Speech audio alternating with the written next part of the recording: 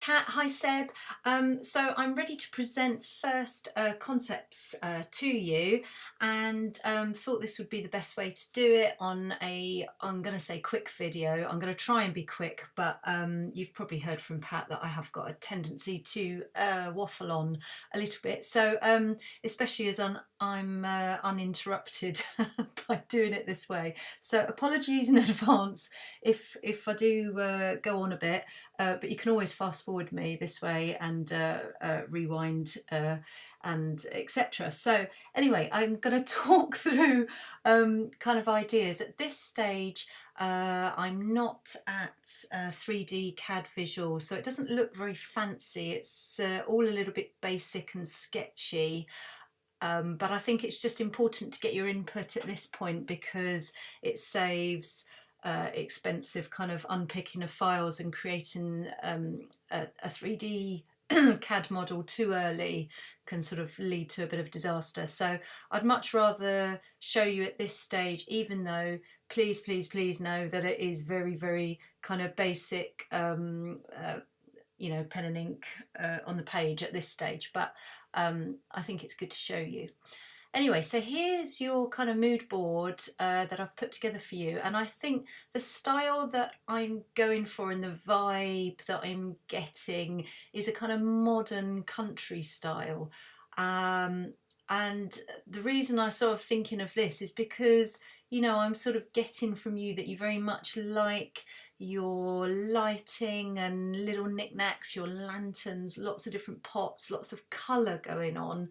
And even though I'm going to try and streamline you a little bit, just so that we kind of order it a little bit, I still want to keep the essence of you. That's obviously your kind of style. So I don't want to go too sleek and modern. So hopefully this board kind of shows you what I have in mind of what we can create for you. So very quickly, sort of going through, and you can look at this in more detail yourself, and I can give you a printout, obviously, sort of send you the file. It's mainly up in this corner. I'm playing with materials. So we've got your existing sandstone, and rather than just trying to match it in, I really like, even if I'm starting from scratch without any existing materials, I really like mixing up a big paving unit with a smaller, we call these sets. They're just kind of 100 by 100. These little guys here, and in this picture, these little grey ones here. And it's sandstone, same material, but just in a smaller unit. And using them in combination like this is a really lovely effect, because otherwise, if you just use all slabs, with the large size slabs in particular, it can very quickly look like a bit of a car park, and it's kind of my pet hate. So I always kind of like to mix up with a smaller unit, and you can go tonally and sort of tone it in with silvers and buff colours. I mean, you can see here these little sets have got the greys and the sort of beigey buff tones and pinky tones, or you can go grey, or you can spice things up and go quite dark, sort of graphite grey and black, and do a real contrast, which is quite nice. So we don't have to get too much bogged down into the detail, but this kind of selection of images here is just showing you how I envisage using what you've got, mixing it in with a smaller unit, and sort of creating a bit of interest, if you like. So in this one, this is a fairly sort of contemporary design, but we've got strips of the sets running through the paving in quite sharp geometric lines, which is quite nice. And this one's obviously going in curves. So that's that kind of area. And also I've done two options for you, and one of the options I would like to try and use decking, but I've put this picture of decking in because there is decking and then there is decking. There is a huge range, and if you go to the lower end of what's out there, it can very quickly look very tacky. I don't mean to be rude, but if you can't go for a good quality decking, it's almost not worth doing decking at all, in my opinion. So this is a lovely hardwood deck, and it's got those beautiful rich tones. So we would use Iroko or cedar's pretty expensive, but Iroko is a very good hardwood deck that's kind of come down in price recently. What's the other one called? Iroko and oh sugar, I've forgotten the name of it. There's a few anyway out there, decking boards, but look at the beautiful detail on here. The steps, the way they've been sort of joined here in a beautiful bit of kind of carpentry. All these details when it comes to decking make a real difference. If you've got a carpenter that just lays them flat and chops them off in the end, and its steps aren't sort of beautifully cut round the corners like this, then very quickly it can look pretty cheap and nasty. So I'd say decking is a great thing. I still love decking, and it's great if we can do it properly like this. So that's what that picture is.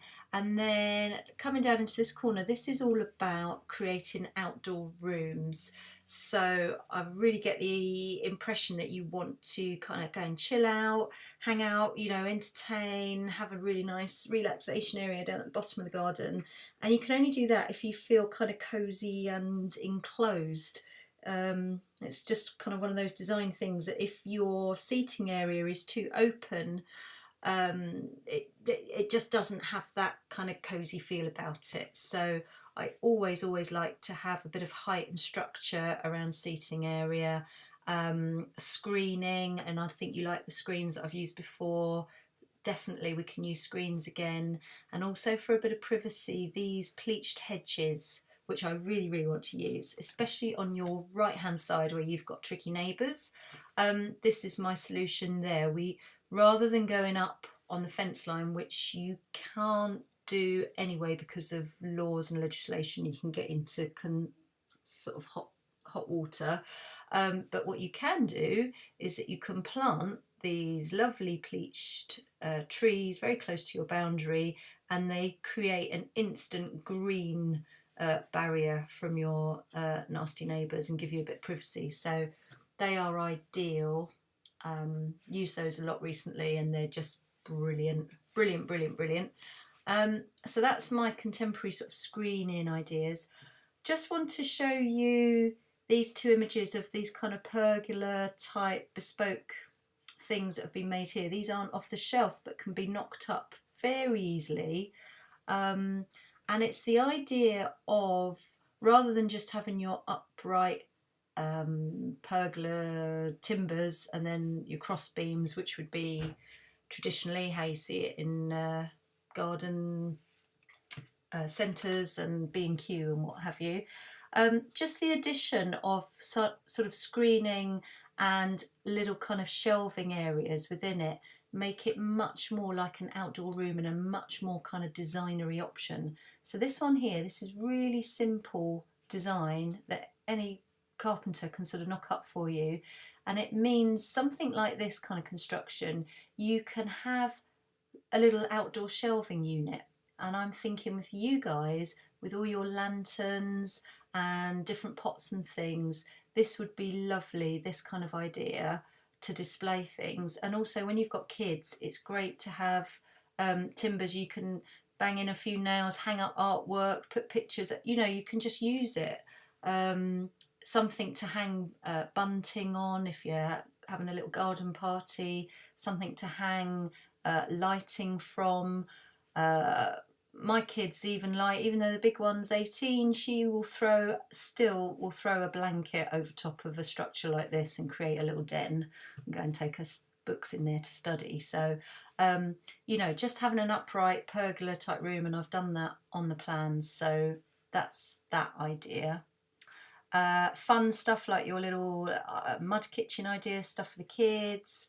And then over here, this is just an idea of structure versus softness. So obviously there's going to be some hard lines. We're going to have some rendered beds and some steps because you've got the changing level to overcome.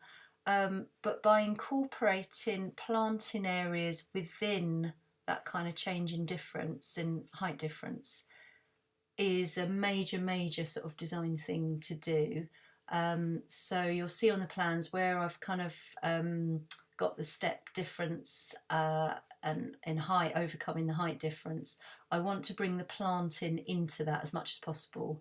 So we don't want to have just big areas of steps without any softness. And it's the same with all structures really. So when we start looking at your garden building, even if it's timber like this one, or block and brick built and rendered like this one, what I would do always is try and get planting up and around it and close to the base of it, so it doesn't look like it's just kind of landed from Mars.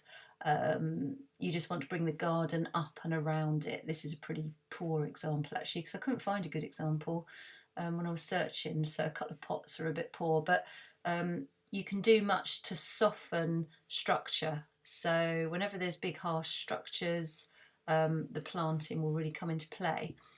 And then with your planting is quite exuberant and colourful, which is great, and I'd just like to sort of tone it a little bit. So we'll have areas in the garden where you'd sort of group complementary colours, like these are opposite on the colour wheel, the sort of purple and the lime greens, and that's why that's so successful, and it's repeat purples and pink, the same plant here, this salvia repeated. And even in this gravel area, there's kind of repeat planting, tall grasses and little mounds of euphorbia repeated. And it just kind of, it's exuberant and colourful, but it's kind of got a bit of structure to it as well. So rather than in your planting having one pink rose, one buddleia, one salvia, one of this, one of that, one of this, one of that, when we come to plant in your garden, we just want to try and create a bit of rhythm and sort of structure to it. Whew, so there we go, draw a breath, Ali. Sorry about that. Right, okay, so that's the mood board. Right, so enough of that, you want to see what I've done. Right, let's have a look at your two options.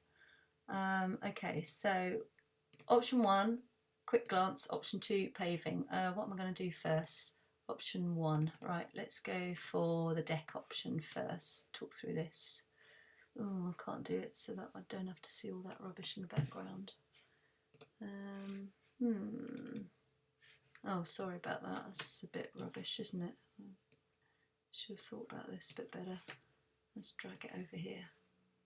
Right, sorry, you're going to have to live with all of that on the screen as well. Okay, so this is an overhead plan, obviously, of how I'd like to carve up the space in your garden. And basically it's kind of general rule of thirds. So it just works really well from a design point of view to have this kind of, I mean, don't hold me to it, it's not really exact thirds, but we've got a kind of third of the garden, the first third as the sort of decking area, then we've got a third of lawn, and then we've got the seating area at the back, patio area. So that's the kind of division. So that's the first thing to note.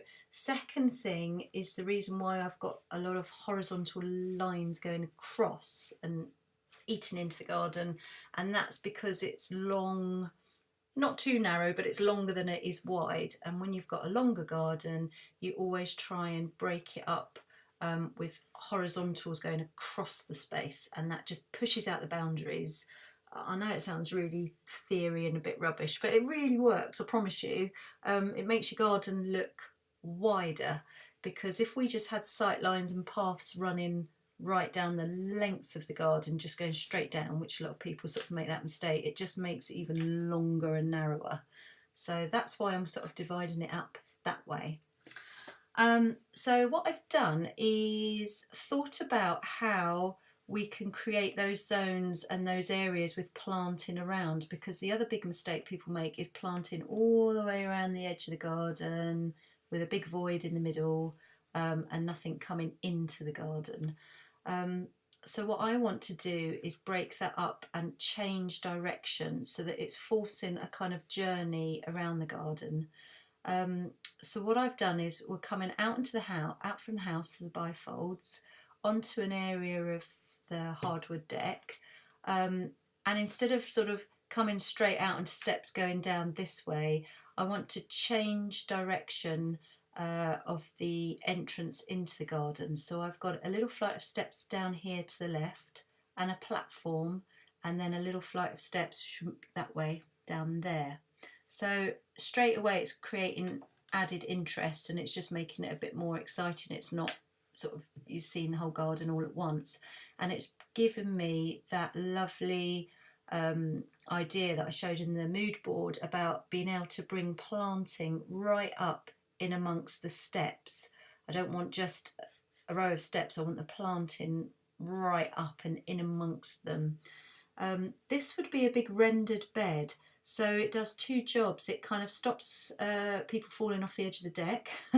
So you know, it's a barrier, but it's also helping us with this change of level. Now I've kind of done a rough dotted line where I think the bigger slope is. Obviously we've got the change in level from the house from the new extension, which I think is plus 70. But also we've got this second change in level where you've got a slope. And what we don't want to do is overcome that change in level from the house and then straight away have another flight of steps.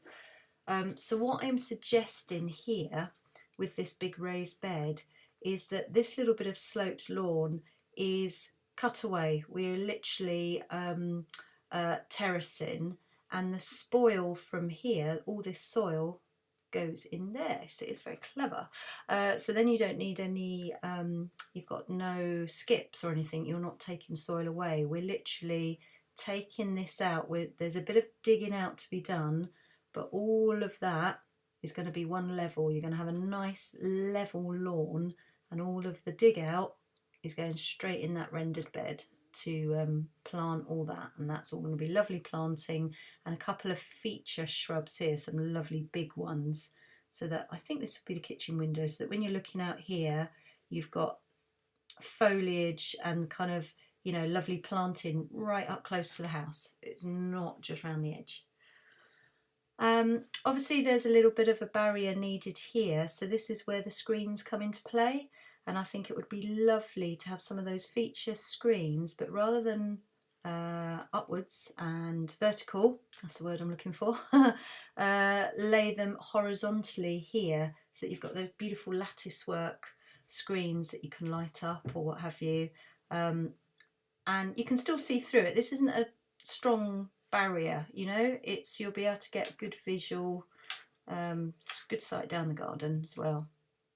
Okay, so we come out here round peach trees on this side, so you've got that lovely privacy on the right hand side. You've got enough room there for a little bistro table, a couple of chairs, or a sort of you know, enough for sort of 4 people perhaps out there.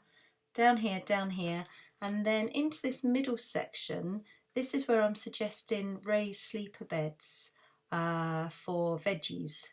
Now it can be just veggies if you like, right in the middle of the garden, or you could do a bit of companion planting and have flowers mixed in, or you could have some lovely sort of willow obelisks in there with sweet peas going up them. But they'll be in full sun, plenty of sunshine, and there's no reason why vegetable planting has to be hidden around the corner of a shed or in a utility area. I think it's getting much more popular to have your planting areas as part of the garden, and they are kind of tucked away, remember, because we're coming down a level, so they're not in straight view, if you like, from the house. Your eye will just skim over top of them and will be drawn down to the other features going on. So as you come down a couple of stepping stones here, on this design I've put the office building on this side, and on the other one I've done it on the other side just to give you the option. I've drawn this into scale at 4 metres by 3 because I'll be honest, I was pacing around my office and seeing how much space I've got, which is much smaller than this, and then some extra space for guitars and music room area, and then a kind of gym area at the back. So this is quite big. I think any bigger than that, we come out into the garden too much and we encroach too much here. So I don't know, it's up to you guys, but I'm sort of thinking 4 by 3 if you want to paste that out yourselves and see, I think that's probably the maximum you want to do if you want to go here. Otherwise we'd have the whole back area taken up with office. So if you want to tuck it to the side, I think that's a good size. And then I thought this would be a really nice little place for little Lynn to play, because we can squeeze in here the sandpit, it can be built in. And if it was a lower level railway sleeper, sandpit for now, for the next year or two, or a couple of years, whenever, and then you can take it over and reclaim it and have it as part of your veggie beds if you want to then fill it with soil or line it and create a pond, little water feature, or put a little yeah, you could put a water feature in it for in sort of future years, but for now that's a perfect spot. And then you can do fun things on the side of the office building. You could have like a blackboard there, or you could have your mud kitchen there. You've got the height of the office, so you could attach a sun sail on the top of it, all sorts of things. So it's quite handy little spot there to have little Lynn playing there. And then stepping stones down, entrance to the office here with windows either side of the door, and little stepping stones across the lawn to your chill out area in the top right hand corner. And this is where I had in mind this chunky timber pergola with shelves and whatnot. So it's not just a square pergola, it's kind of a little bit more asymmetric. You can design it yourselves. You know, we can sort of work out where to put shelves and things and how to sort of divide it up.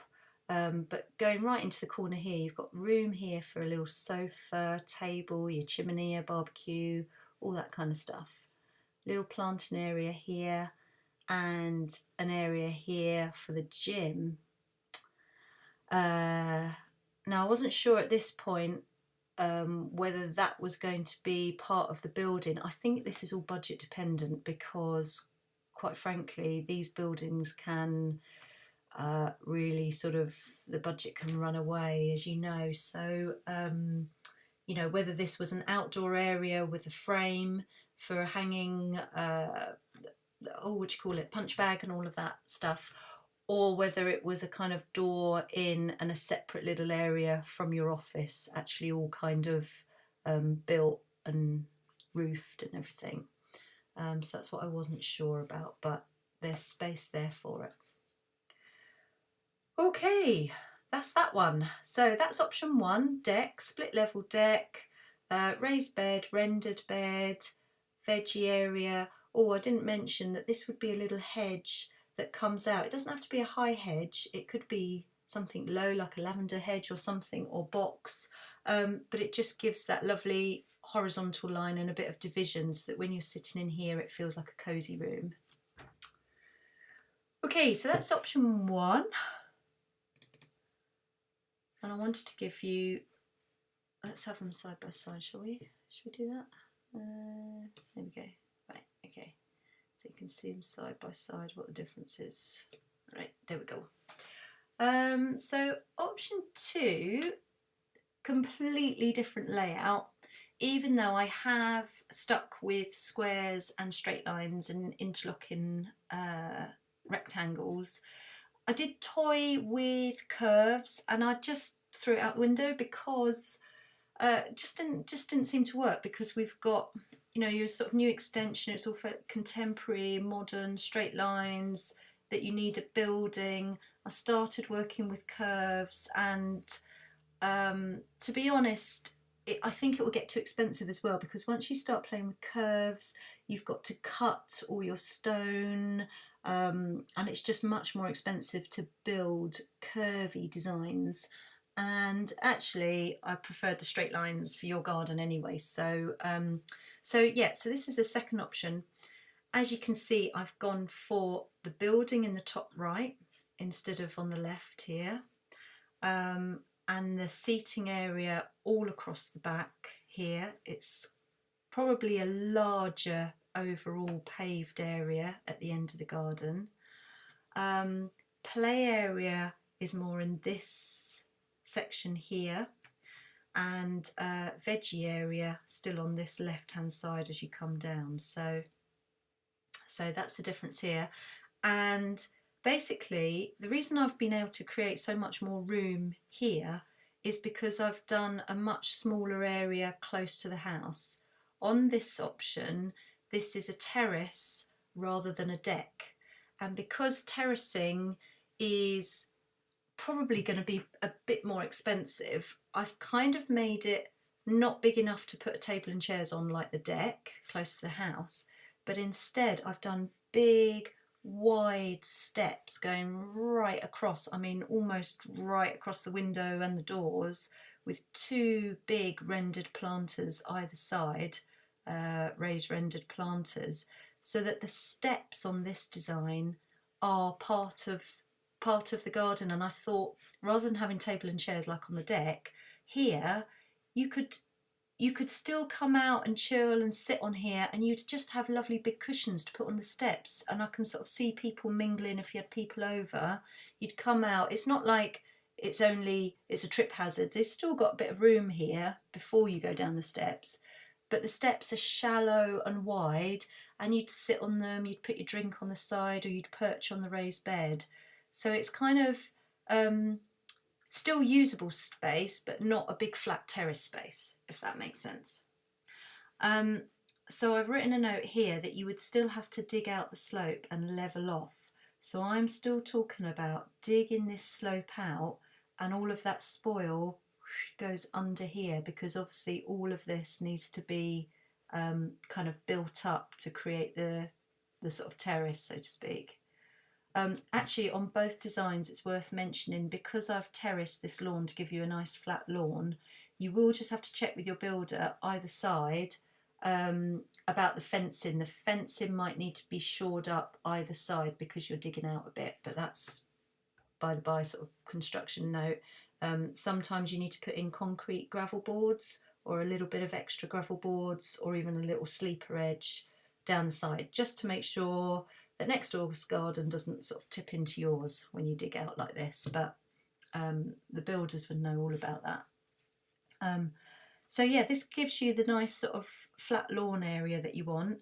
Nice rendered planters, steps down that you can sit on, play on, you know, put nice cushions on, even have your lanterns all round here. It's sort of made a feature out of the steps, if you like. Little step inset lights in there, beautiful. And that gives you a nice flat lawn and plenty of space here to have your pleached hedges down the side and a nice deep planting bed. We talk about the sort of rhythm of the planting and getting all the plants toned in all the way down here. Now again, I've come across so that the eye is drawn across the space, so we've got horizontal beds coming out into the garden as well.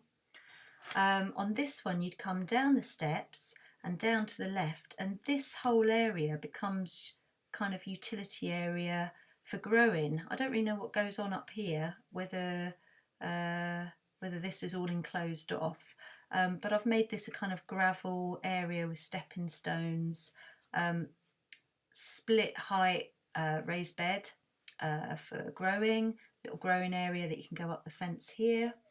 I thought this is probably the good area because it's more southeast facing, so that makes sense to me to have it over here. And then a little hedge coming across to separate a little play area behind. This doesn't have to be a high hedge, so you can still see him play from the kitchen here. And I even thought this gives a bigger play area, and if you wanted to, you could make it a little square of artificial turf. You wouldn't notice from here, it would all just blend in, but it would be so much easier if he's getting all muddy and messy and playing with soil. You can have a little mud kitchen here, a little blackboard here, sand pit, and if you know, you could just sweep it up, hoover it up even on a little bit of fake grass, and from the house you won't even notice. It would just be, you know, it would just sort of tone in. So then in this design, as I said, you've got a much sort of larger chill out zone at the back because we've taken up less space here. So this is all about this area at the back, and this is where I thought, because I've got more space here, we could have the building tucked in this way, and then we could build off the office building with the kind of pergola idea that I've already talked about, which is the same as this one.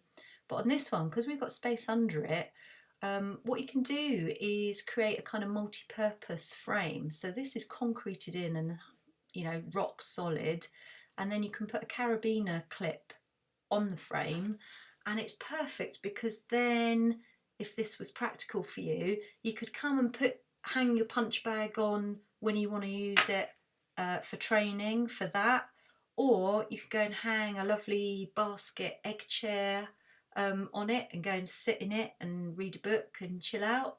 Or you could hang a little kid's swing, you know, a little, you know, it's almost like you could hang whatever you want. If you've got the carabiner clip there and it's space underneath it, it becomes a multi-purpose frame, and it's still really attractive anyway. And when we've done this kind of in our house, let's see if I've got a picture. I'm sure I took a picture. Oh yeah, here we go. Yeah, this is ours. Really rubbish, dodgy picture in the middle of winter. But yeah, I've built this chunky pergola, and we've got this really sturdy sort of carabiner clip in it. And this just clips on and off, and it's my lovely big egg chair, and I've got a massive cushion. I can go and hide in there and read a book. But also we can unclip this and put up a swing. You can have carabiners both sides and string a hammock across. Or I was thinking, Seb, your punch bag or something like that. But yeah, I'm not sure if that works for you. It means obviously you've got to put the punch bag sort of in and out when you're going to use it, but yeah, that was the idea there.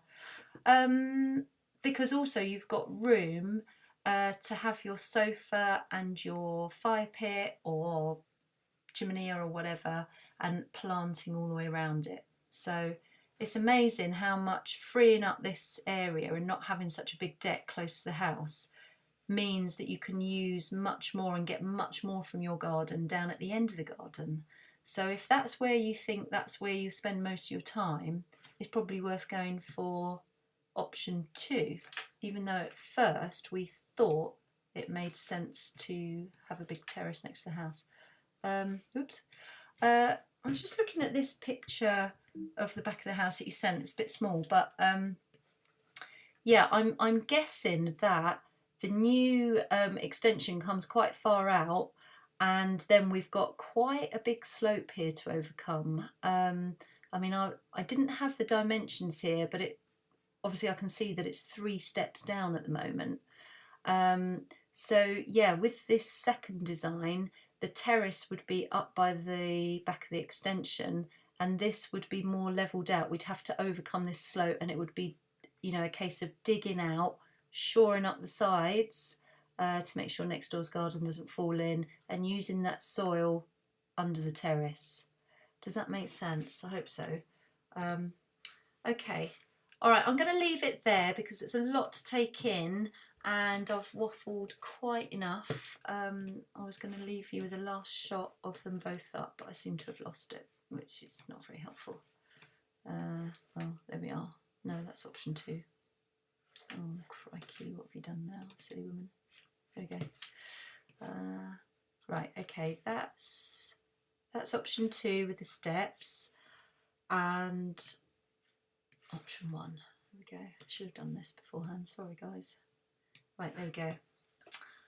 What I'll do now is give a little screenshot of that, and I'll send that to you as well. So the best bet is probably for you to, you know, really think this through and scribble your comments and your amends on either option. So choose one that you feel that you're erring towards, and the next step is, if you have one but you want to make tweaks and changes, or you're not sure about certain things, you want to make something bigger or something smaller, then let me know. Just write on, yeah, probably use this and write on it in red pen or something. You know, and if you want to make different shapes and sort of change the design slightly or whatever, then be my guest. This is the time to do it. And then the next stage is that whichever one you go for, we will, you know, go further with, talk about the exact materials, lay pattern, you know, how I'm going to add the little sets onto the paving to increase paving area, or whether we're going to do inset detail throughout the paving, all that kind of exciting stuff. And I'll make a proper 3D CAD model for you in the next round. But yeah, hopefully you'll like one of these and I'm not way off brief, and one of these will work for you so we can work with it. So okay, all right, take care, and yeah, take your time on this, you know, come back to me, let me know what your first thoughts are, or, you know, let me know if you're not going to be able to come back to me in a week or 2 weeks or whatever. If you just let me know, then I can schedule it in for when you're ready to come back and feedback. Okay guys, catch up with you again soon. Take care, bye.